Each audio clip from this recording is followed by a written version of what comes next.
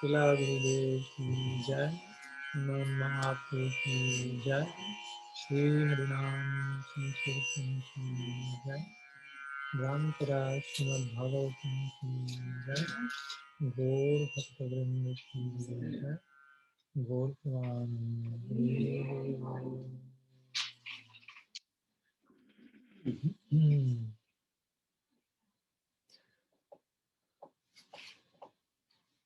So, pranam all of you. Good afternoon, good evening. And welcome again. We are continuing with our series of lectures concerning Bhagavan's prayers to his devotees. A very beautiful section of the 9th canto of the Srimad Bhagavatam, which is given a very clear pointing into what's coming next in the 10th canto of the Bhagavatam. So Guru Maharaj will say, coming soon in a theater next near you. So here we'll say coming next in the canto, next to this one. just coming. So in this 9th canto, 4th chapter, these 6 verses from 63 to 68, Bhagavan in Vaikuntha is sharing a trailer of what's next and what's there in the Mahavaikuntha, if you will, the special hidden. Even though it's called Mahavaikuntha, sometimes one may think it's bigger than Vaikuntha, but as Guru Maharaj will say, yeah, Vrindavan is bigger than Vaikuntha, but bigger in terms of feeling.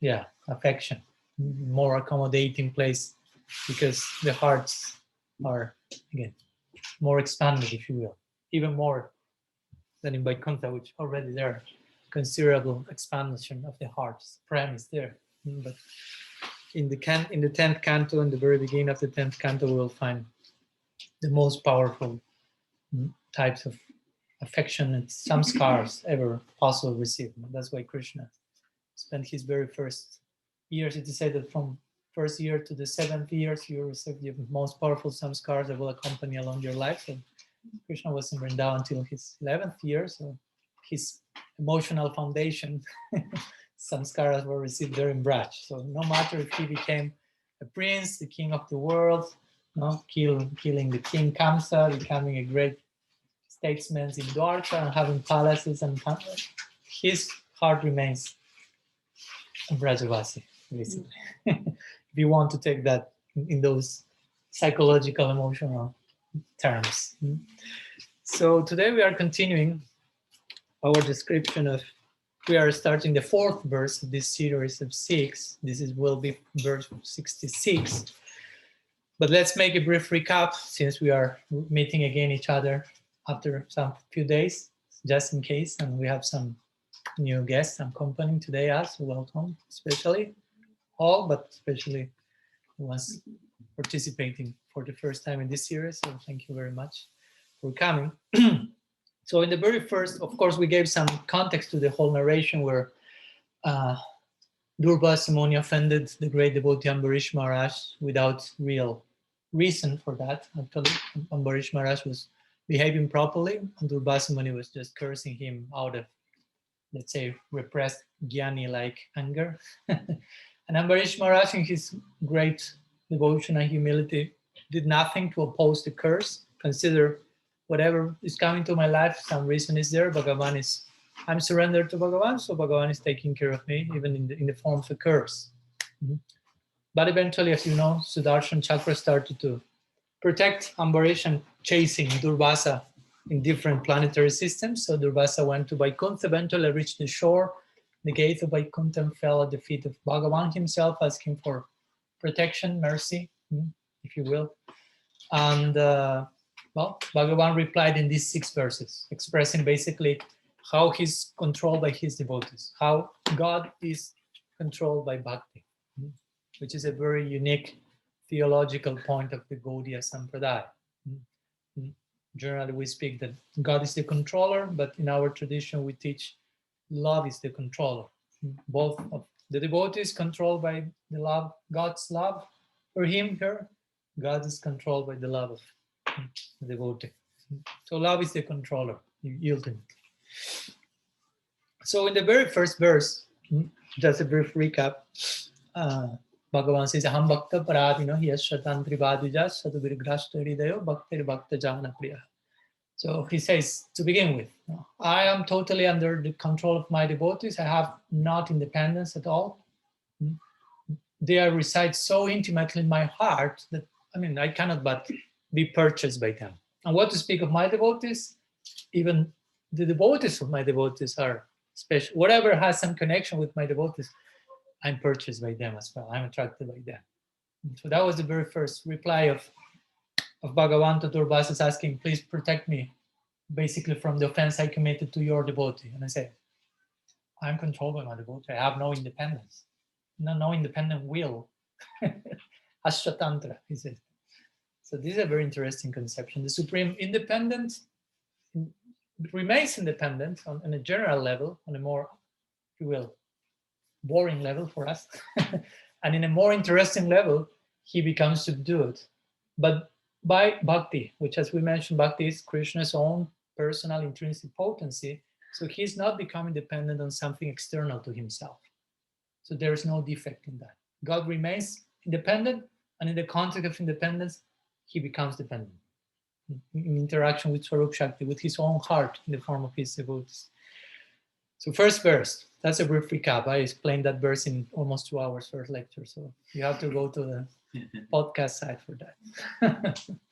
Second verse, Naha Madmana Mastu says, Sadhuvir Mad Bhaktari Bina, Sriyam Chatyanti Kim Brahma, Jasangati Raham Param. Bhagavan further elaborates, saying, actually, without my devotees, I don't find great joy, even in my own joy, separated from them, separated from the loving interaction with my devotees. I don't find that much joy in my own swarup, in my own inherent nature, which is known as being Satchidananda, right nature. Even in my 6 opulences, we mentioned, that what makes me Bhagavan, which defines me as Bhagavan, the possessor of 6 opulences. I don't care about them so much if you take the devotees out, basically. So he's declaring, in more technical terms, my Swarup Shaktinanda gives me higher bliss than my Swarupananda. Again, I won't repeat the detail, whatever I said. Then, in our previous lecture, and this I will analyze in a little greater detail as we are doing, Bhagavan was saying, Jadara Gara Putrapta Pranambitam Imam Parahita Manusaranam Yatta Katam Stam Tyaptamutsai. He explains why he's so purchased by his devotee. He says basically, they have left attachment for everything for my sake. Attachment for family, affection, worldly affection, attachment. Attachment for something worldly is something different from having real affection for someone. No? So again, we are not against affection. We are not against attachment, as much as that plays itself out in the context of something permanent. Because as we always say, if we get attached to something that is here today, gone tomorrow, that attachment is, the Bhagavad Gita says, the womb from which suffering is born. So it's a recipe for misery, and we don't want to promote that in the name of love, of the highest ideal, basically. No? So here Bhagavan is saying, my devotees are leaving all behind for my sake, which is a particular type of detachment. That implies a particular type, as we mentioned, of. For detachment to be there, we need attachment. Thank you very much. So particular type of attachment. Even we are not detachers, but we are attachers, if you will. I don't know if that term exists at all, but we promote attachment to something permanent, attachment to something that is of our same nature, basically, permanent nature, eternal nature. So here Bhagavan is saying that my devotees take shelter in me after renouncing to temporary attachments, to the temporary way of attaching yourself to everything. Some people may get attached to God even in a temporary way. Just may see him in terms of, give me what I need now and that's all. I don't conceive an eternal relationship with you. Just provide what I need in a temporary way. So that's a material attachment in relation to God. To follow. So you can project material attachment not only to a car and to a house and to a TV, but to transcendence itself. So here's mentioning that point, my devotees are getting rid of all this temporary lens of getting attached to everything, and instead they get attached to everything in in the context of eternity, even to the car, as we mentioned speaking today with Subal. Subal was praising his car today because it allows him to take the devotees to different places. So, car ki jai. No problem. No? I mean, we have no problem. That's facilitating, as our Guru Maharaj will say. If you are an artist, as we have here, three of them, making a piece of art between three, that's a very interesting project. So, but you need a canvas, you need paper. If you take away all the papers, all the pencils, and you have your art inherent there, wanting to express itself, and I don't give you a form and a vehicle to express that, it remains stuck there. So the point is, we can, all those things are not inhibiting the expression, but facilitating that. So in the same way, everything has that potential in connection to the center. And Bhagavan says in that verse, even my devotees are willing to detach from their own lives for my sake. In other words, they're dedicating even their own pran. He says, use the word pran, their life force. That becomes an offering to me. So if they have offered to me everything from tip to toe, starting by themselves, how can I ever think of not doing the same myself towards them, say Bhagavan here? How can I give up such devotees at any time? That's the point. It's not that I abandon them sometime, but when they call me, okay, I go. I cannot abandon them at any time because they do not abandon me at any time. That's what we generally call fall in love. It is at any time, at every time. It's not just ahai tuki apratihata. Ahai tuki apratihata means selfless and uninterrupted. Akanda. Akanda means without interruption. That was sometimes there was some painting of the Rasa Mandal here, Rasa Lila. No, you have one or no? I don't know. I thought one. There is something there. Okay, well, you have the Rasa Mandal. Sometimes you call a Kanda Mandala, which means uninterrupted circle. I mean, the circle is in itself uninterrupted. So the point is, at any time, at every time, the love interaction has no interruption. It's not that the circle is there and become like broken there and continues there. It's like ongoing, ever increasing, loving exchange, celebration in that context.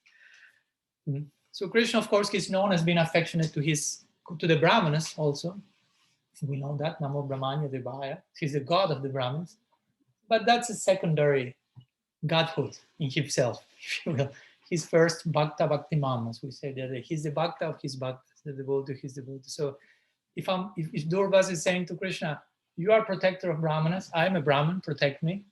But Krishna, Bhagavan, Vishnu in this case, not even Krishna will say, if to protect you, I have to dismiss Ambarish, because that will be the case in this situation. No way. No way. And that's why the Sudarshan Chakra is still scorching you. Because I'm balked by my devotees. He's not saying that regarding the Brahmins. It's another level of connection. So again, Ambarish seems to be someone mundane, a king, a person in the world. That's a nice example, but he's totally detached. While Durvas, on the other side, he seems to be really detached on the outside. He has all the required dreadlocks for you to be considered a detached sadhu. The exact number of them, so you can take them and throw to the floor and curse people. But he acted in such a way that he seemed like a totally attached person. Fearful of his body, running around the world, trying to protect the body, while when the monster appeared, Ambarish Maharaj didn't say anything, was not trying to act against that situation. So we see, externally what may seem very renunciate person, maybe the most attached, and on the opposite as well, that can happen. So, as we mentioned, Krishna in this verse, he's saying to destroy not family, not house, but attachment, temporary sense of attachment to those things. And instead he will bless the devotee by making them develop a spiritual sense of attachment with everything is seen as udipana, as a stimulant for bhakti. As we were quoting our Guru Maharaj, he said, your family members are suhrit rati. Like you have a love for Krishna, a particular love for Krishna, but a particular type of affection for the devotees. So your family will be considered as such. So that's a type of affection that nourishes your love for Krishna, basically. That's the idea. In the spiritual world, you have, I don't know, Madhurya Prem, Sakya Prem for Krishna, but you have a type of affection for the devotees, and that affection nourishes your love for Krishna. So that should be the same regarding, for example, the family in the context of bhakti. If not, of course, we find many quotes and scriptures describing the family as a dark well and so on. But actually, that's the point. Is it has the potential to become a dark well if you see your wife as an object.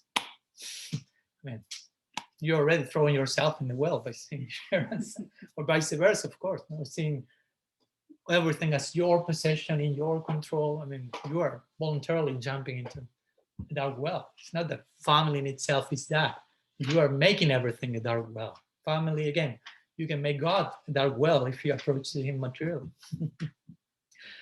And we concluded also, sorry, this is the recap yet still, sharing some words from the second part of our article on Beyond Atmaram, where we were trying to explain the Atmaram verse, famous one, in connection to Krishna, Mahaprabhu himself, and how that particular form called Sri Gauranga represents the most fully, the culmination of divine dissatisfaction, if you will, because we were speaking about satisfaction, and on top of that, dissatisfaction in a transcendental way. When you love, you are satisfied.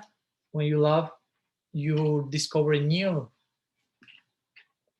level of satisfaction called divine dissatisfaction, basically. Guru Maharaj will say, I mean, you can have a need out of emptiness, or you can have a need out of fullness. The need will be there, but it will be very different in nature. So in this world, we have a need out of emptiness, and we are trying someone to fill us, to fulfill us. But when you are full, there comes another need out of fullness, which is the need to celebrate, need for celebration. That's another need. As Guru Maharaj will say, no? You are full, you cannot just remain still. You want to get up and dance and celebrate and share that with the world. So when you are empty, instead of thinking I will jump and dance, you are thinking, who can fill my hole here? So we're thinking more in terms of taking. I need to fill this hole, that hole, that hole. It's never enough, because the pot remains with holes and everything is. But when you learn that the math of life goes otherwise, you understand it's about giving. So when you give, that's the receiving. When you can celebrate, and there's a need, but the need is out of fullness. Again, you have a need to love, a need to share, a need to celebrate, but it's not in terms of taking, but in terms of giving. I have a need to give. Interesting. Not a need to take. So, of course, Mahaprabhu represents this culmination of divine dissatisfaction, the most, as we say, most fragile aspect of the absolute and the most volcanic one at the same time. Interestingly. So we say Krishna is the Supreme Personality of Godhead, and Mahaprabhu is the Supreme Personality of Krishna. Yes, Chaitanya Dev ki jai. So, some not so brief recap. So already we are like 10-15 minutes later, so if you bear with me that extra time at the end. And today we will continue with the next verse, the fourth verse of this series of sixfold series. This is verse 66. A nice one also, with interesting analogy. So the verse says like this: Mai nirbada hridaya sadava samadarshana basi kurbhanti mam bhaktya matstriyam matpati yataha.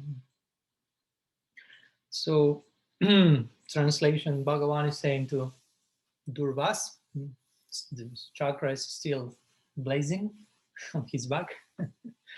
As a chaste wife controls her virtuous husband by her devotion, similarly, the saintly devotees who view everyone equally and remain completely attached to me in the core of their hearts bring me under their full control. That's today's verse. So again, the first verse said it all, and the remaining verses are expanding, elaborating on that. So, Mai nirbada hridaya. Sri Bhagavan is saying, remember, this is not Braja Krishna speaking in Vrindavan, this is Bhagavan in Vaikuntha. So this has to be multiplied 108 times in the land of Braj. So we have to do that exercise as Gaudias, no? Understanding this in terms of Braja Bhakti Yoga. So Mayi Nirbadha Hridaya. Nirbadha Hridaya means like firmly attached in the core of their heart. Nirbadha, Bada means like entangled, no? Bada Jiva, conditioned soul. So here he's entangled soul. So Nirbadha means entangled, like, but Hridaya, Hridaya means heart. Mai, unto me. So they're totally entangled in my heart. You know? The way of saying, I don't know. That's the source of freedom of all other entanglement, if you will. And Sadhava Samadarshana, who are the people who are attached to me in the core of their hearts, if you will? Sadhava Samadarshana. Sadhava, my sadhus. Again, Sadhava, Sadhuvir. All the verses include this word over and over.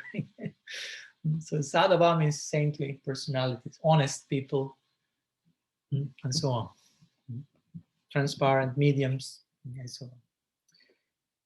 Authentic personality, basically, as we spoke the other day. Those who know what they have to do in order to upgrade what needs to be upgraded in the particular chapter of their life. That's a sadhu, basically. No matter if you are a beginner sadhu, a very advanced sadhu, means authentic person. And for authentic person means I am fully willing to recognize what needs to be recognized and needs to be changed. And I will accept doing the necessary for that to happen. No matter if I'm in the lesson A or lesson whatever, F. That's the disposition, always, students forever. So Sadhava Samadarshana. He further qualifies the idea of Sadhava. The sadhus are Samadarshana. What does it mean, Samadarshana? Let's exercise our Sanskrit. Great. So Darshana has to do with seeing or vision. Sama means equal, equanimity. So Samadarshana means he's seeing everyone equal. So there comes an interesting idea here. On one side, he's saying they're totally attached to me and they see everyone equally. We will elaborate on that. So they say, Vasekur Bhanti Mam Bhaktya.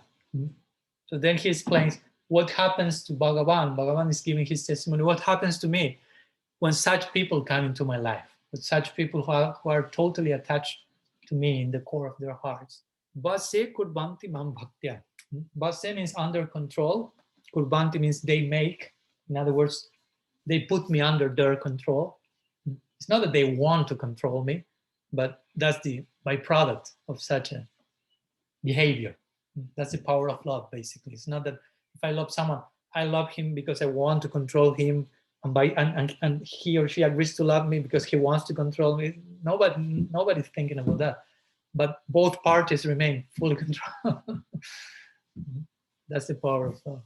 So Bhase Kurbanti Mam Bhaktya. So Mam is me. So they fully control me, Bhaktya, by Bhakti. I mean, there's no other way to control Bhagavan, as we know. So, but just in case he clarified, Bhase Kurbanti Mam Bhaktya. I'm fully controlled by them by the power of love. Again, Bhagavan cannot be controlled by any other attempts, by physical force, by, I don't know, by beauty, physical beauty, mundane beauty. It may seem so when we see that Krishna is attracted to the gopis, but he's not attracted by mundane beauty. He's attracted by divine beauty. That says in Brihad Bhagavatamrita, Krishna says that to Narada at one point when he's with his 16,108 queens, and they're beautiful. If we want just to speak on that material platform, but at one point Bhagavan says that to Narada, do not even think for a moment that I am attracted to Rukmini or Satyabhama by their beauty. I mean, yes, I am attracted by their beauty, but what's their beauty? The point is that generally we misapprehend the whole idea of what's real beauty. So we get attracted to beauty, but actually we are not getting attracted to beauty. and a sadhu gets attracted. There's different types of vision. No? If you have a very young, beautiful lady, and we have three different examples. No, for example, and the three will love the lady, but from different sides. They will see different types of beauty. No? For example, you have a, I don't know, a young boy will see the young lady and will be attracted to her from a very particular way, from a physical way, wanting to enjoy and whatever. And then we have a lion seeing the nice girl. He will be loving her, but it's breakfast in another context. So he's attracted again. And a sadhu will see the girl and he will love her, but seeing who she is really. I mean, not seeing a girl physically, but being attracted to that which is really attractive. I mean, the sadhu is the person who is more attracted to everyone than anyone else, because the sadhu is contacting the real beauty principle in everyone. And it's not in the mood of exploiting beauty. So that allows someone to really enjoy beauty. I mean, you can enjoy beauty as much as you are not willing to exploit beauty. In the moment that the exploiting tendency comes, in that same proportion, you cannot really enjoy beauty. That's why beauty like kind of escapes from our hands at every moment, because we want to have it, control it, possess it. And beauty, according to us, should be the controller, the possessor, the exploiter. Once one devotee say that, I like the idea. We want to exploit beauty. Actually, beauty should exploit us. The proper idea of exploitation, of course. We should just lend ourselves to be carried by the waves of beauty. And when we say beauty, again, we cannot speak about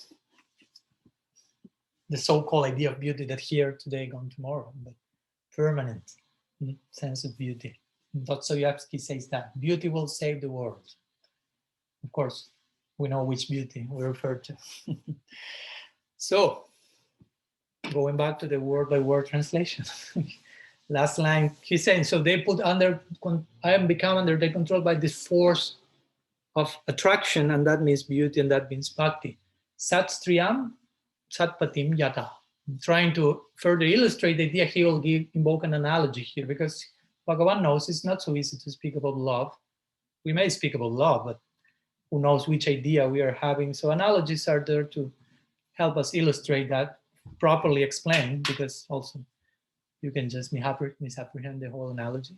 So here is Sat Striya Satpatim Yada. Sat Striya means, Striya means wife. So Sat means like Sati, like chaste.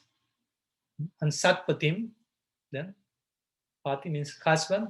And Sat means, again, the same word, virtuous, chaste. No? And Yata means us. No? Like in the same way as on whatever has been said applies to the analogy. That's what Bhagavan said. My devotees control me in the same way as a chaste wife will control a virtuous husband. So again, the word sat is implied in the two cases. Not any wife, not any husband. Therefore, not any type of control, but a particular type of control in the context of sat. You already spoke about sat. Sit and sat. Be sat. Be real, be honest, be authentic. Be sadhu. Sadhu is another word of that. So chastity, purity. So here Bhagavan is further hammering on how he's controlled by love, basically. He already mentioned this, but he can never say enough about that. That's the point. If you really are in love, I mean, you will, again, love, spiritual love, eternal love, perfect love is a celebratory movement, as our Guru Maharaj will say. When we say the movement of Sri Chaitanya, it's not only movement in the case of organizing an institution, but movement means the movement starts here. Nothing is moving here. What will we be able to move outside? We may erect big buildings, but that's not the bricks are moving, but the heart has to be moving accordingly. If not, we will demolish the buildings, as Prabhupada said. All these have to be built on the foundation of love and trust. If not, let's demolish everything. Prabhupada Bhaktisiddhanta the same. He made the marble temple, and he realized some of the People here are fighting for wanting this room and that room. Let's sell off the marble. They didn't understand which movements should be done, how happening in the heart. So here he has not enough. He has already expressed, I'm totally in love with my devotees and vice versa, and I control. And he feels I can be speaking about this eternally because this is an ongoing affair again. So we have to understand the real nature of love is upgrading itself constantly, updating, downloading the higher, latest, the ultimate version, if you will, in terms of apps nowadays. If you don't download the last, latest version, the machine becomes, how do you say? You cannot use it anymore. Absolute. Absolute. That's what we're saying. So that's for us in the same way. We may not even have prem yet, but whatever stage we have reached, if tomorrow you are not after a higher stage, you become obsolete. You will feel yourself like that. You didn't press the update button today. I want to speak, if you let 2 days pass without pressing the button, oh my God, ultra obsolete. And 3 days and 4 days. So we have to, the machine won't work. Machine, no? The heart. So here he's given this classical analogy, Bhagavan, to further illustrate his, as we would say, fallen condition, falling in love. So chaste wife controlling virtuous husband through affectionate and selfless service. That's the main point here. How is, if we go for a minute to the classical Vedic stage scenario, the chaste wife, I mean, it's not some abusive situation. It should not be, ideally, because the husband should be on equal terms of virtue. So the wife will be rendering selfless service to the husband, but the husband will be reciprocating accordingly. If not, we of course will call that some form of abuse. So here Bhagavan is finding, okay, this will be a fitting analogy for some reasons that we will share now. And maybe for those of you who were following the series of lectures that we gave on Madhavan last month, was it last month? Yeah, approximately.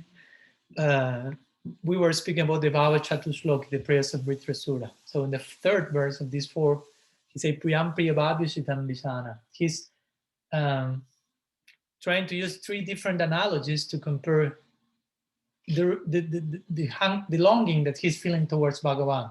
So first he says, as the birds guard in the nest, the baby birds waiting for her mother bird to bring food. I'm longing for you. But then he said, no, that's not a appropriate analogy, because the birds are just waiting for the mother, and when they are waiting for the food, actually.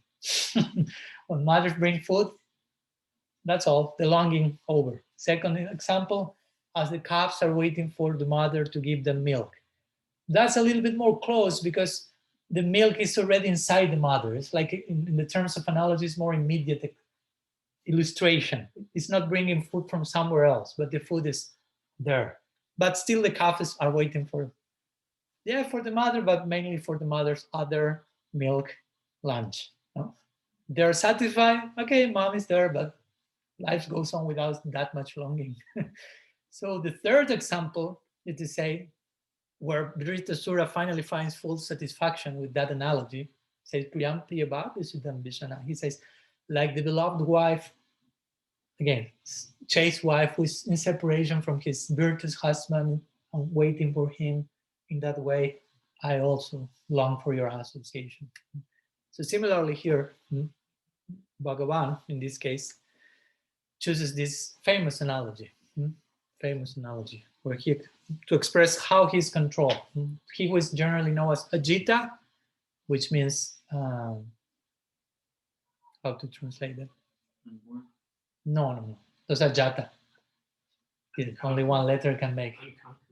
Yeah, that's a good word. Yeah, the one who is unconquered becomes Jita, becomes conquered. So again, for the wife's chastity to be glorious, as the Bhagavatam is portraying it here, the husband's integrity has to be there proportionately. If not, the whole analogy is spoiled, basically. So both husband and wife has to do their part, just in case. This is a 50-50 equation, please. So also the example of the wife and the husband, which is a conjugal example, if you will, in the context of Madhurya, if you will, couple relationship, somehow conveys different forms of service. There's a form of dasya. Of course, again, husband and wife still is a material example it's given here, but it's pointing to something else, as we will see. So we could speak that in this proper interaction between husband and wife, there is a form of dasya, form of service. There is a form of sakya. There is some friendship. There should be between husband and wife. There is a form of vatsalya as well, maybe especially coming from the wife to the husband. For example, taking care, feeding, taking like a motherly nature, overflowing. But husband should be also have some proper vatsalya in that sense to complement. And there is madhurya for sure. Well, that's the romantic side, which makes the relationship be known mainly as such. So again, this is in material sense, but as we will see, this is pointing very, for those who have ears to hear somewhere else. And we will say, okay, it's pointing to where Bhagavan is speaking here, Vaikuntha. But we'll say, no, Vaikuntha we don't find. I mean, we find something of that, some dasya, and some dasya. Of course, we find Santaras as well. And we found Madhurya, but Madhurya is just limited to one single person called Srimati Lakshmi Devi. Nobody can compete with her. Nobody can become Manjari or whatever of Lakshmi. There is no Sakya. There is no friendship with Narayan, as we mentioned in Gopal and Brihad Bhagavatamrita. When Gopakumar arrives to Vaikuntha at one point, he has Sakya sensibilities towards Madan Gopal, his deity. He sees Devata. So he sees Narayana and he sees Madan Gopal actually. Madan Gopal shows himself in the form of, I mean, Narayan is there, but it reveals his, if you will, original form to the salve, love, what do you say? The salve of love is, well, whatever. Love-filled eyes of Gopakumar.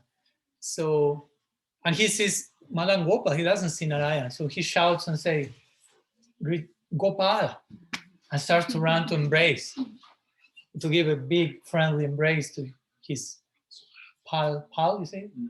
No Narayan, Madan Gopal, but everyone else is seeing Narayan, and this guy, newcomer to Vaikuntha recently, just running to embrace. Imagine, I was thinking that the other day when we went to Venkateshwar temple. We were allowed in the inner chambers of the ashram, on the altar there.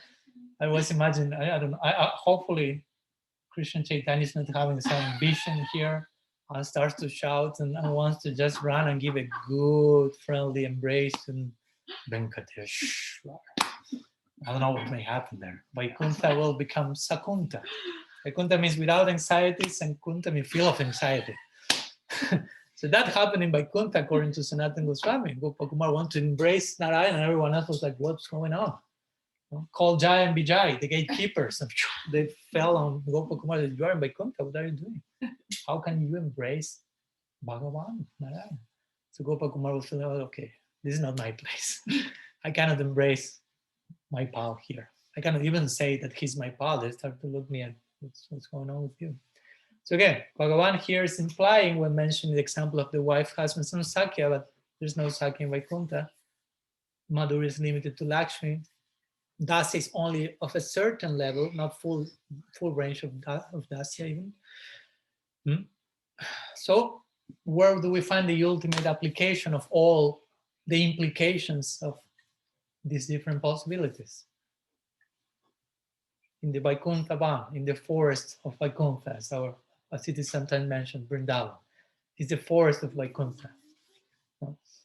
Yeah, it's Vaikuntha, it's a spiritual world, but forest-like heaven, something like this.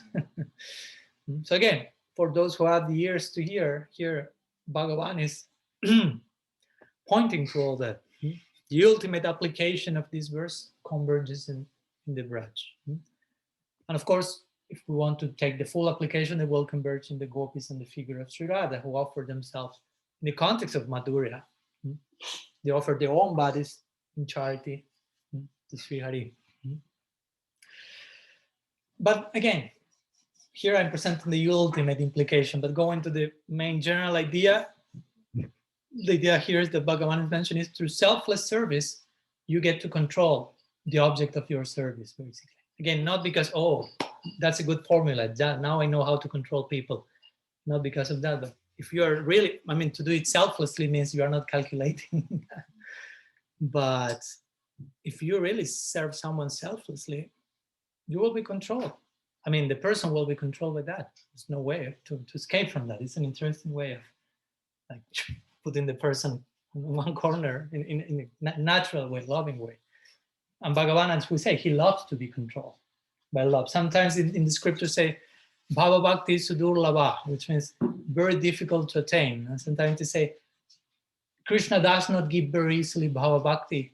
And sometimes I heard the Buddha saying, he's not giving that very easily because he will be controlled by Bhava Bhakti. So the implication is, well, he doesn't like to be controlled. That's nonsense.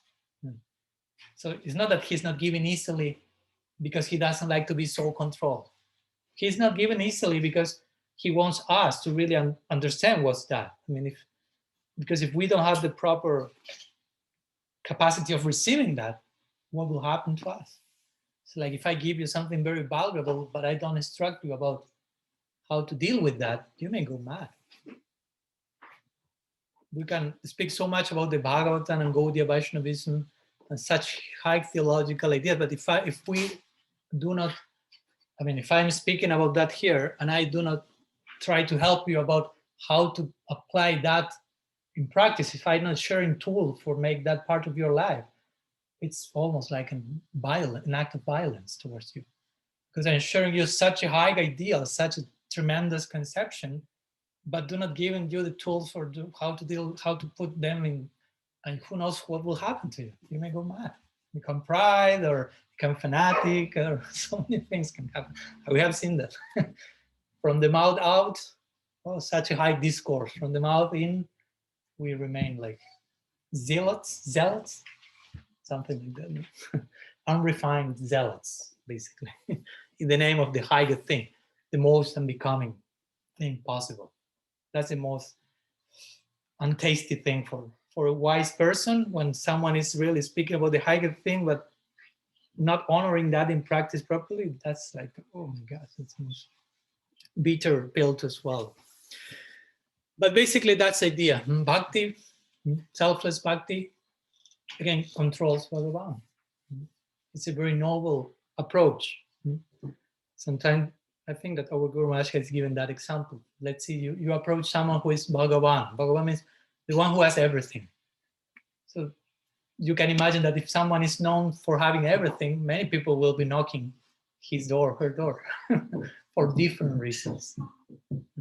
So he once gave an earthly example of that by speaking about Bill Gates, who has all opulences, if you will, on the material plane. Maybe not full beauty and not full renunciation, but not even full wealth, but has enough wealth for us to think, oh, I will knock his door. So the first example will be the karma example, the karma-like knocking, which is, oh, Bill Gates, you have so much, can you give me a little bit to me? So most people approach God with that idea. You have everything, please give me something. I don't have almost anything, so share with me. Don't be miser. I'm God will share. Unlimited stock there. So Bill, if someone knocks the door, Bill Gates, and asks some money, he's accustomed to have millions of people asking that same thing every single day. So for him, it's not like big news in his day. It's like, okay, $5, thank you, move on. If someone more intelligent, this is the Gyan approach, not the karma approach. The Gyan approach is, can you share with me the knowledge by which you became so rich? So he may not receive any money, but he receives some information that will make him receive more money than what he will receive through the karma approach. So some people approach God through karma, knowledge, and eventually mukti, things like this. But still, this is not selfless love. This is not controlling the all-powerful, all-wealthy person. So it's someone, the third person is the bhakti knocking. So Bill Gates said, yeah, what do you want, money? No, I don't want money. So what do you want? To know how I became so rich? No. So he will tell me, what? So what do you want? I don't believe you. What do you want? You want some of those two things? No, I just came I want to serve you selflessly. And he will be like, what? Nobody comes to me, almost nobody. Maybe not even my wife, not even nobody is knocking my door with that approach. And of course you can say that, but if you in practice show I'm serious about that, I mean, Bill Gates will be all day long thinking about you in his meetings in the company and all millions of dollars. But he will be thinking about who is that person that he's wanting to offer his life to me selflessly, not expecting anything in return. I have to call him. I have to. You follow the logic. And I'm giving the example of Bill Gates. Now, what to speak of about the most sensitive personality, Krishna himself, and for the most noble approach, bhakti. That's like, we cannot even imagine. But that's how Krishna responds to that. He becomes so moved. So we need to become so moved as well. We are the ones missing the event yet. But we have been invited to the party, so we are on our way to the to the celebration. So as I say, if you are really properly threading the path to heaven, the path to heaven is heaven. And if you are threading the path to hell is hell. You can already have a taste of that just from the very path. Then an appetizer of hell. And so if you are doing things properly, I hope you are feeling these glimpses of heaven, the heaven beyond heaven, if you like. So I'm extending myself considerably, but no problem. We have eternity on our side. So let's continue. So, as I mentioned before, Bhagavan is controlled by bhakti. Let me emphasize this point again. And bhakti, what is bhakti? Nothing but his own intrinsic potency, which eternally exists in his service. So that's important to understand. He's being totally controlled by something that eternally exists in his service. In the same way that the person knocked on Bill Gates and said, I exist for your service. And he becomes controlled by me. But it's not that I want to control him, I want to serve him. So in the same way, Swarup Shakti, Bhakti, exists for the service of Shaktiman, of the energetic source. But the end result is he becomes controlled by them. So the point is, there's no defect in Bhagavan being controlled here, because he's not being controlled by Maya Shakti, by some extrinsic potency to himself. He's becoming controlled by his own inner potency that exists only in his service. So let's say for the service of Bhagavan, Swarup Shakti acts in such a way and it's controlling him. He likes to be controlled, so Bhakti controls Bhagavan in his service. And he's fully happy with that. But again, the control of Bhagavan is not happening under the influence of an inferior energy, not Maya Shakti, not even Tatastha Shakti. We as Tatastha Shakti, we cannot control Bhagavan. The only way we can control Bhagavan is Bhakti coming to our lives, and Bhakti will control Bhagavan. Not the Tatastha Shakti portion, if you will, but the Bhakti Shakti portion. Bhagavan doesn't go outside of the circle of Swarup Shakti, we mentioned. Remember, he doesn't know anything else about Swarup Shakti, but Bhakti. So if we don't go with Bhakti in our hands towards Bhagavan, specifically our Bhagavan, if you will, we may get in some other outer circle, if you will, of manifestation of divinity, Paramatma or whatever. So interestingly, again, going back to the analogy of the wife, it's really proper here. Speaking about this point, Swarup Shakti being in the service of Krishna, controlling him. Similarly, the chaste wife is serving his husband and controlling him. And this chaste wife here symbolizes the chaste Swarup Shakti, if you will, the feminine energy. In this case of Bhagavan, always in the service of Shaktiman. But again, the end result is the object of the service, the husband, Krishna husband, following the analogy, become fully controlled by the Shakti, by the wife, if you will. And interestingly, this is what Mahaprabhu mentioned in the fifth verse of Sikshastakam. I mean, in the first verse, referring to the fifth, Asakti. What does he say? Vidya Badu Jivanam, which describes bhakti in the stage of Asakti as the life of the Vidya Badu, the life of the wife called knowledge. And this knowledge means Swarup Shakti. So Krishna Nam is the husband of the wife called knowledge, something like that. So interestingly connecting Swarup Shakti to a wife, Krishna Nam to Krishna, the husband. And of course, ultimately, here we are speaking about husband and wife. The ultimate wife is in Tattva, Sri Radha. And Sri Radha is the lover of Krishna in Bhava, Parakiya Bhava. But in Tattva, there's no Parakiya. We never hear the term Parakiya Tattva. Because in Tattva means metaphysical principle, Radha and Krishna belong to each other. They are Swakiya. But in Bhava, the mood of the Leela is Parakiya. They seem to belong to someone else because that enhances the experience. So again, we could say by saying the husband and the wife, this analogy applies ultimately Bhakti and Shaktiman, and the ultimate expression of Bhakti is Sri Radha, who in Tattva is Krishna's wife. There's even an outer section in Golok Vrindavan where Sri Radha is married with Krishna. The followers of the Nimbarka Sampradaya point to that direction, basically. They want to achieve that outer petals of Golok called the Bahir Mandal, when they are married. So I have not shared yet any words from our commentators about this. So I'll try to be a little bit more diligent here. Let's go to the Krama Sandarbha commentary. Srila Jiva Goswami, Prabhupada Ki Jai. So here he is saying, here Bhagavan establishes the position of both Durvas and Ambarish by an example. Example, of course, of the husband and the wife. Because their hearts, he's paraphrasing Bhagavan, because their hearts are attached to me, these devotees who are devoid of cheating, again, sadhava, devoid of cheating, devoid of kaitav dharma, which is something rejected at the very onset of the Bhagavatam, dharma pradito kaitavo. There are who are devoid of raga and dvesh, which means attachment and rejection in the material way, the dualistic mind. They are samadarshana, remember? Samadarshana means? So it means devoid of dualistic vision.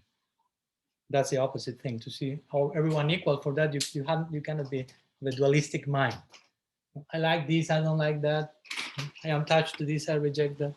So these devotees control me by bhakti, which we could say has another type of implied raga and dvesh, another type of attachment, another type of rejection in the context of bhakti. Saranagati, anukulya sankalpa, pratikulya varjanam. So again, Krishna is referring here to the devotees with which word? Let's go back again. What's the term in this verse for the devotees? Sadhava. So again, a similar version to sadhuvir, which was there in almost all the previous verses. Someone honest, free from selfish motive. And again, if we take the ultimate application of this term, the sadhava, which doesn't mean to leave everything behind for the sake of Krishna, the ultimate application, and we should engage in this exercise of what's the ultimate application of this, as our Goswamis do, as our acharyas did. They take something and they say, okay, this is being said here, but the ultimate possibility of this statement lies here. So this exercise is to be done with all these verses. Here, Bhagavan in Vaikuntha is saying this to Bambarish, which has a particular type of bhakti, but how this applies in its ultimate possible expression, we will be thrown to Vrindavan again. So this happens here. This idea converges again in the Braja Bhava in general, and in Radha in particular. My sadhus, the person who fully controls me, Sri Radha is the one who mainly controls Bhagavan through her samartharati, as described by Rupa Goswami. Samartha means competent affection. Competent means has the capacity, among other things, to fully control Bhagavan. Fully controlled. Bhagavan says that in the Bhagavatam. Mayi bhaktir hi bhutanam amritatvaya kalpate Vistyam jadasinasneho bhavatinam madapam. Generally, people approach me for eternality. But you, he was speaking to the gopis in Kurukshetra, you have given to me in such a way, most people feel fortunate to have a connection with me. I feel fortunate to have a connection with you by the nobility of your approach. So Bhagavan, he's being expressed, I'm connected, controlled by love.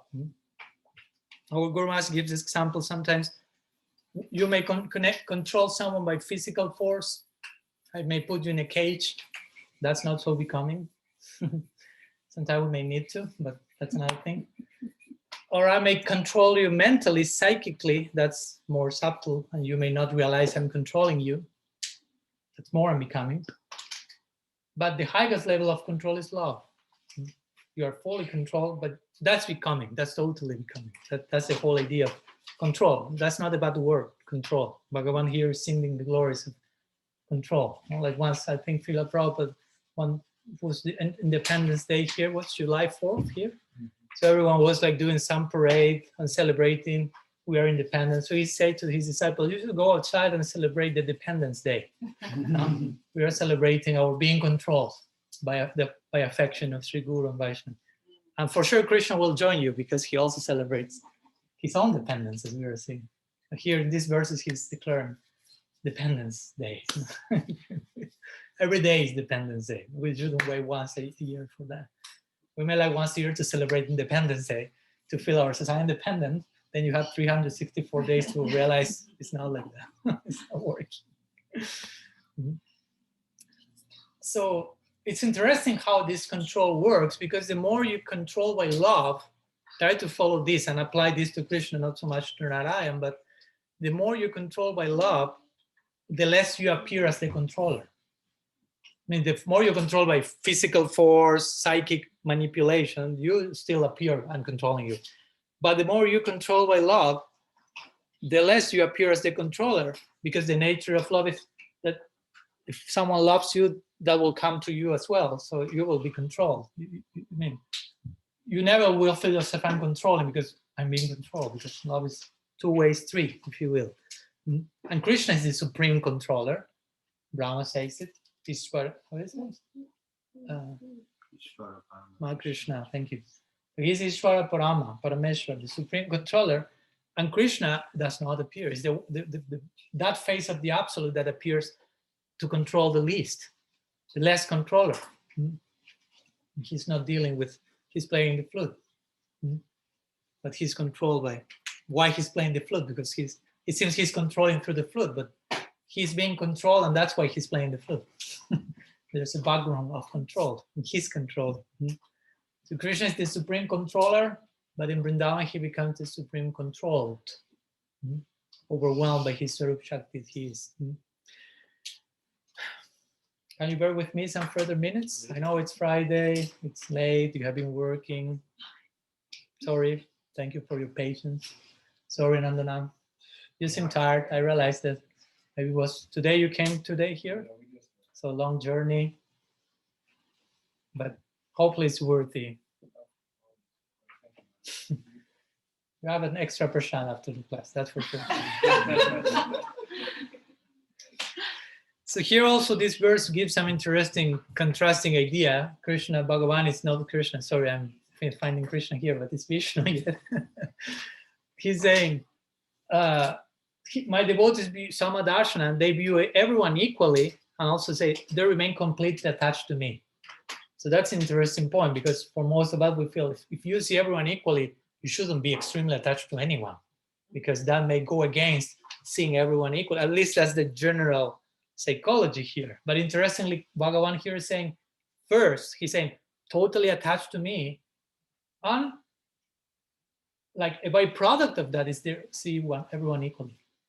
So it's a type of attachment that is not like conflicting with equanimity. So that speaks about what type of attachment this is. Because if you just get attached in an ordinary way, I mean, the very idea of attaching in an ordinary way means you're not seeing everyone equally. I'm attached to my I don't know, to my house. It means I see my house different than yours. I'm attached to my family.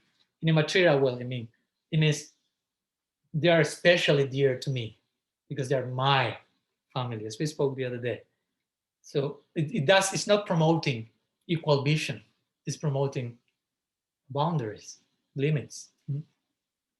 But here we see the Buddhas are completely attached. Krishna said, not only attached to me, he said completely attached, and they're completely equal to everyone. So that's a very interesting type of attachment that is, again, promoting equanimity. It's not affecting that. Actually, it's upgrading that. The more attachment you have towards Krishna, the more equal vision you have towards everything else, because you will see everything else in connection to the common source that everything has. But that will only happen as much as you are attached to that common source. So you follow? I mean, I'm totally attached to the center, and that gives me sama darshanam because I realize everything is connected to the center. So I will see everything equally. Equally means, well, common interest, common center. So as much as you get attached to the center, the more you see everyone in connection to the center. That means samadarshana. So that shows this is not mundane attachment whatsoever, which on the contrary obstructs our capacity to be objective, to be impartial. Here we are speaking about another type of attachment, asakti, raga, laulam.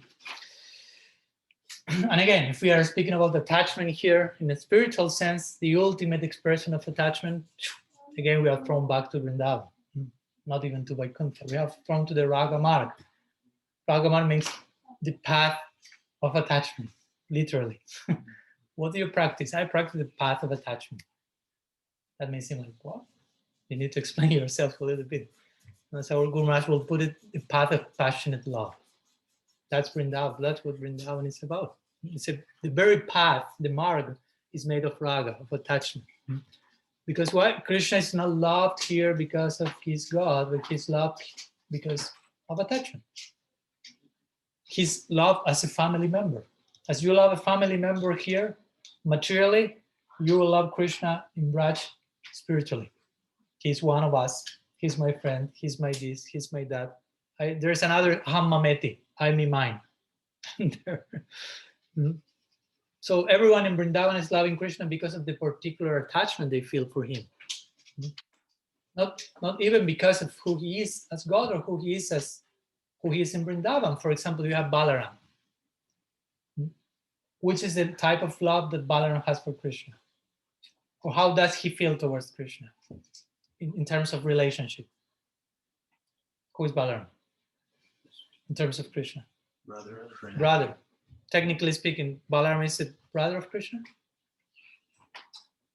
Were they born from the same parents? No. Who is Balaram's mother? So they are not brothers of Krishna. In one sense. So technically speaking, DNA, blood test speaking, they are not brothers. But Balaram doesn't care. It doesn't matter. It's my brother, not my brother. I am attached to him as a brother. That's what counts. You follow? What to speak of he's God, not God. I mean, I know he's not God, but he's not even my brother, but he's my brother. So Guru Maharaj will say, some boy in the neighborhood behaves very nicely, and your own child is not very good, you may adopt the child and feel he's my son. So that's similar to what's happening in Braj. So first there is attachment, and then a relationship is made on that basis. In this world, it's the opposite. First, I have my son, and since he's my son, I love him. In Vrindavan is, I love him, and therefore he's my brother. That's how Balaram thinks. He's my brother. I love him as a brother, and therefore he is my brother, even though he's not my brother. In this world, I love my brother, well, because he's my brother. I have to.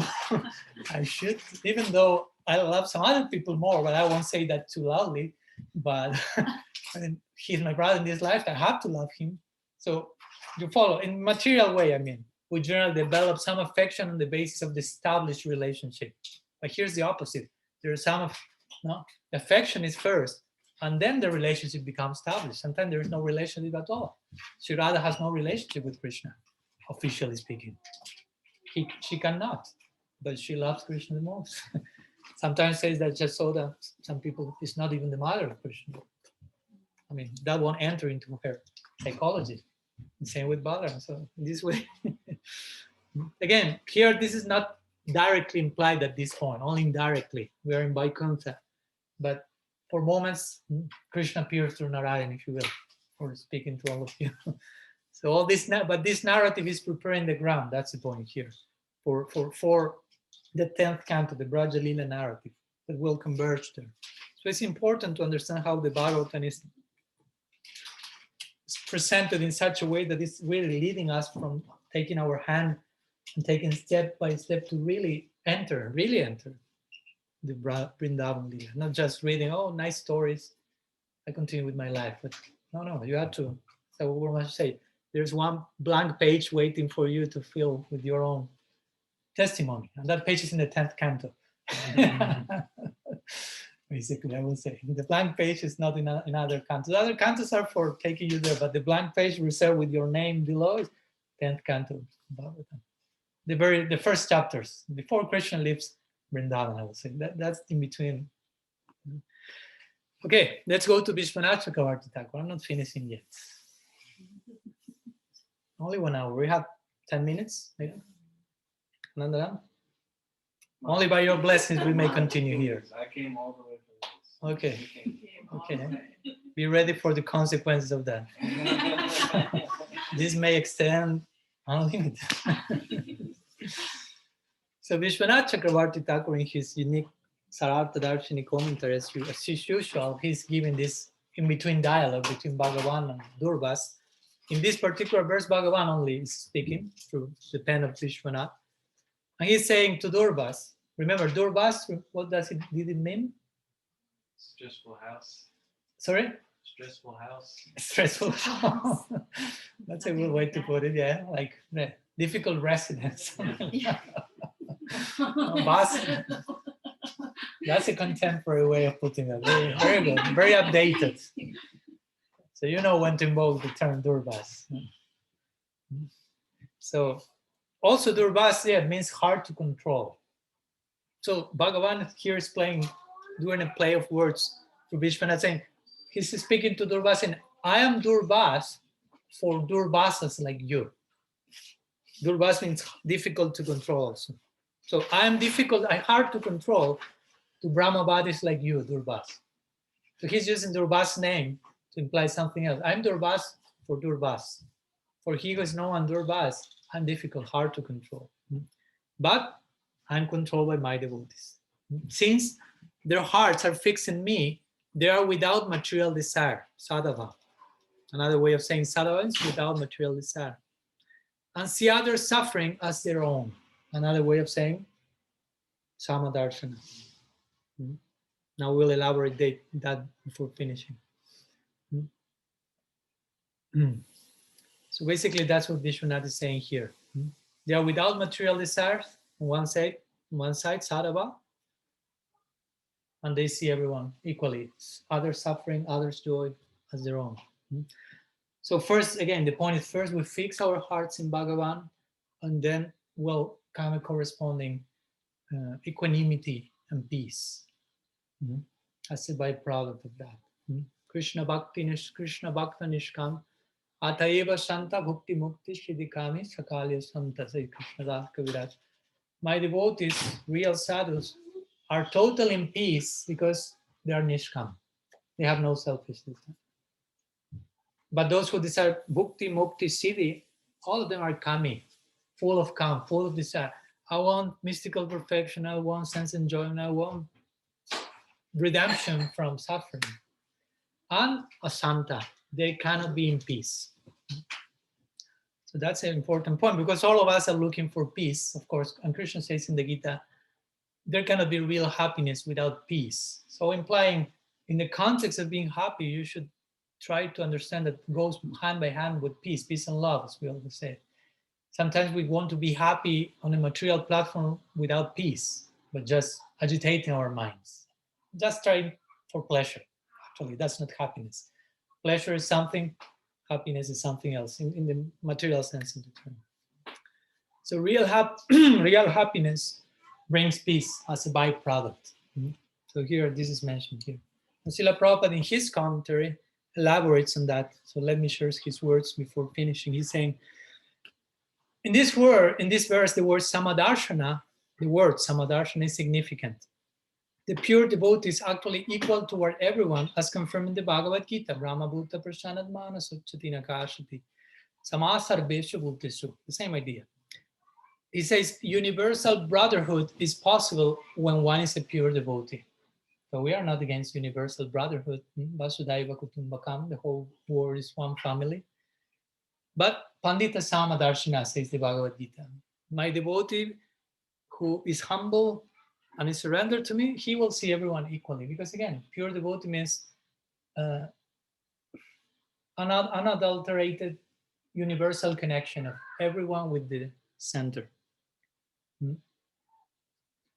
So that's classical quality of a devotee, and that's also a golden rule in every religion. To see others suffering as one's own, to see others' happiness as one's own, to basically to have empathy, as we spoke recently. On one level, the devotees have an empathy that Bhagavan cannot have, because Bhagavan has not gone through the experience of Maya Shakti, so he cannot really have affective empathy, as we mentioned. Like, really, I know what that feels. But he can have cognitive empathy. Like, yeah, I got an idea that he's not having a good time. And I understand why, although I never experienced that. But you can help in somehow or other. So this foundation of universal compassion is very important in devotion also. Sometimes practitioners of bhakti may overlook the importance of compassion. Sometimes when we say, I want to preach and deliver the whole world, but sometimes universal compassion may not be the backbone for that. I'm not saying everyone is, of course, having that idea, but sometimes I've seen that. I want to convert others to my creed only because I have not enough faith on my own. So I need the whole world doing the same thing I'm doing to feel I'm doing the right thing now, because everyone else is doing that. There's a price to walking in this area.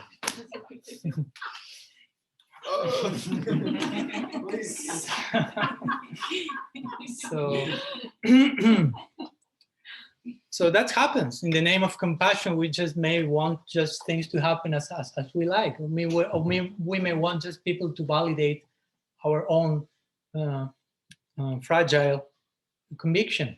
I don't have too much faith, so I need all of you to chant Hare Krishna, so I really understand chanting Hare Krishna the best thing. I'm not so sure for myself, so you should be doing that. Okay, so that complements with my lack of faith. It's not working like that. So real preaching should be an overflow of universal compassion to others. That's the important thing. That shouldn't be overlooked. The Santa Rasa represents that on one level. Santa Rasa represents lack of selfish desire, universal compassion. Of course, our goal is not Santa Rasa, but we could make a case for going through Santa Rasa till we reach higher prospect in Rasa. Now, it's not that you get to Dasya, Sakya, Vatsalya, Madhurya without having universal compassion. You see the example of all the associates of Raj and Gaur Lila, and they were melting in compassion. Whatever, the Sachi, the Vishnu Priya, so much compassion, sacrificing themselves for our sake, everyone, the Goswamis and so on. For me, it's very important that the very first book of our Sampradaya, which is the Brihad Bhagavatamrita, depicts the journey of Gopakumar. And in his journey, Gopakumar, as you know, goes through so many layers of theological conception. And all of this also represents levels of insight and acquisition of certain realizations, including Santa Rasa. He goes to Vaikuntha. Going to Vaikuntha means going to the land of Santa Rasa. So he became acquainted with the insight, the richness there. Oh, universal compassion is here. Lack of selfish desire is here. So the idea that he went through that and continue means for you to reach Golok, you have to have acquired all those things before. You cannot enter Golok Vrindavan without universal compassion and lack of selfish desire. That makes no sense whatsoever. So all the things are included in the highest conception. Highest conception. So we have to be merciful, compassionate. That's the very first quality when they mention this famous 26 qualities of devotees. Kripalu is merciful, compassionate. Like, again, not the opposite, but Thakur represents the opposite in one of his songs. I mean, he presents himself. I am the opposite of that. He's not. But he said, when someone is suffering, I'm happy. When someone is happy, I suffer. So that really depicts the envious panorama, if you will, the most undesiring thing. So indirectly showing how it should be ideally. When someone is suffering, I'm not happy, I'm suffering. Not for myself. Kripambudiya Puraduka Duki. The Vaishnava is not suffering for himself, herself, but suffering with sees others suffering. And remembering, I went through that. And that takes some pouring of bhakti into that life, into that heart. Can I close with one last point? I promise this is the last point. I'm not lying, Anandana, believe me. So one point from Paramatma Sandara, but this is nice, it's interesting, by Srila Jiva Goswami. Believe me, it's interesting. You don't believe me, I see some faces that say, I don't know, that's so interesting, that's worthy of 5 more minutes. I'm not so sure. I have to charge you. We will speak. Yeah. So Jiva Goswami, in this connection, he said, okay, we say that here to say that Bhagavan is feeling pleasure for his devotees, in connection to his devotees. Now, we say the devotee feel happiness and pleasure in this world, and there's also some feeling of pleasure from Bhagavan to the devotees. So Jiva Goswami say, one may question something here, because we already say Bhagavan is unable to feel the pain of living entities under the influence of Maya Shakti, Bhada Jivas. He cannot feel that because God is not in illusion, in that illusion. Yogamaya is another department. So Jiva Goswami presents the argument, if Bhagavan cannot feel the pain of living entities, how he is able to feel the pleasure of his devotees? Of course, he presents that argument as a further excuse to unfold about the nature of bhakti and the interaction between Bhagavan and Bhakta. You also say if he acts to give them pleasure, then he must feel that pleasure on some level.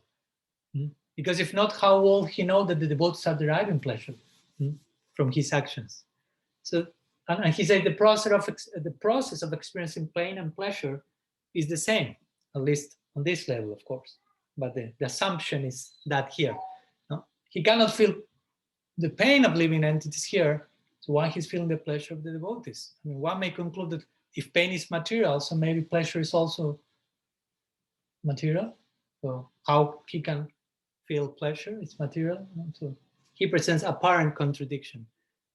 And to this, of course, Jiva Goswami replies what hopefully you may imagine already in your Shastra Yukti, in the book Shastric and scriptural logic. The pain of the devotee, or the pleasure of the devotee in this case, was the reply. Bhagavan does not enter in contact with material suffering, material pleasure. So how to explain that he enters in contact, he feels the pleasure of the devotees. And they're suffering as well. It's not material. Okay, that's the point. So that's the reply that Jiva Goswami mentions here. He says, at least in the part that we are devotees, if you will. If you speak about someone who is 100% devotee, that applies fully. If we have still some mixture over there, if you will, we won't say he's feeling my conditioned side. He doesn't have experience. But regarding the bhakti presence there, is like that, devotional side, if you will. Not to over-justify our still conditioned experiences. But the point is that Jiva Goswami said that both manifestations of bhakti, both pleasure and suffering of a devotee, there are expressions of bhakti. In other words, A devotee, a real devotee. Again, we have to bear in mind when Jiva Goswami says a devotee, what's his idea of being a devotee? No? Means to be a Jiva Goswami. So that's a devotee from D to E. D-E-B-O-T-E-E, devotee. No? So whatever that devotee experiences, pain and pleasure, of course, again, there are degrees of devotion, but we should also have very clear what does it mean to be a devotee in capital letters, because we should aspire for that. So for that devotee, his, her pain and pleasure will only play themselves out in the context of bhakti. The devotee will experience pleasure in connection to Krishna. The devotee will experience pain in connection to Krishna, to Bhagavan. Pain of separation, pain of, again, in connection to something that is, Jiva Goswami mentions here, no? That a devotee feels happy only by giving pleasure to Bhagavan and feels more morose, if unable to do so. Sometimes some obstacle may come, the devotee may want to render some favorable seva, some pain comes. But the pain, the only thing that makes is increases the longing for render that favorable seva. So upgrades the bhakti. So both the pain and pleasure of the devotee is not independent from Bhagavan. That's the point. It's only always in connection to him. Therefore, Bhagavan experiences, again, only his Swarup Shakti. So only experiences and increases his intrinsic potency while realizing the pain and pleasure of the devotee. That's an interesting point that Jiva Goswami makes. When contacting the devotional pain and pleasure of the devotee, that increases Bhagavan's own relish in context of the Swarup Shakti, Swarup Shakti Ananda. So the principle that Bhagavan is unable to experience material pain and pleasure is not violated. He remains free from that. Some words, some considerable words we wanted to share today, and tomorrow in our next verse we will further elaborate on the glories of the devotees and the byproducts of the devotees' attachment to Bhagavan, and vice versa, the byproducts of Bhagavan attachment to the devotee, showing how this devotional attachment is take the devotees, in this case, even to dismiss the different types of mukti that generally constitute the very goal of life for almost every spiritual practice. In this case, for them it will be totally, dismissible. We have created a new word. So that will be a little trailer of what we will see tomorrow, coming next soon in a theater near you. The Gopal's house tomorrow. So Srila Gurudev ki jai, Srimad Mahaprabhu ki jai, Shri Hari Nam Sankirtan ki jai, Grantharaj Srimad Bhagavatam ki jai, Gaur Bhaktavind ki jai, Gaur Premanand. So we'll leave here. If there are any questions, we can make them tomorrow, because I've extended myself considerably. But tomorrow we can, if there are no urgent inquiries. Mahamantra has one? Okay. Panchakalpatarubhishta kripa sindhubhya cha patitanam pavanebhyo vaishnavebhyo namo. Ananta koti vaishnava vrinda ki jai.